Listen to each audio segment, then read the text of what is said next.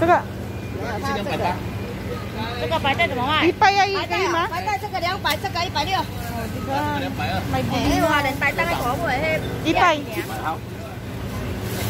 Oh, diba? Ang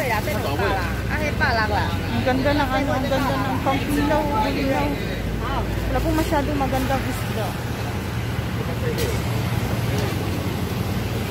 Ayan po, kinilo na niya. 100 lang sa akin. Pangkilaw.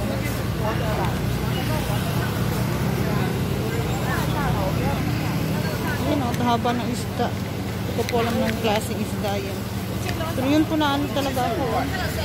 Hihira na kasi may buli ng presyo. Ayan. Binili natin ipay. Pangkilaw. Ayan, mga binta nila dito puro buhay. Ayan, tignan mo tilapia.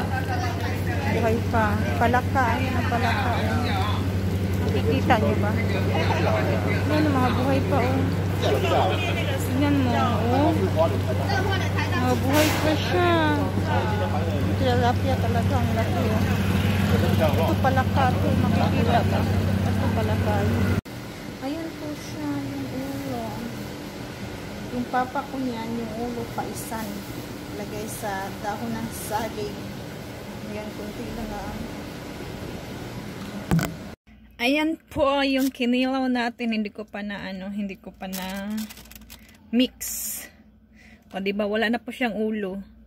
Pero kadalasan po kami pag mangilaw mi sa Pinas, tinatanggalan po hindi po namin tinatanggalan ng ulo.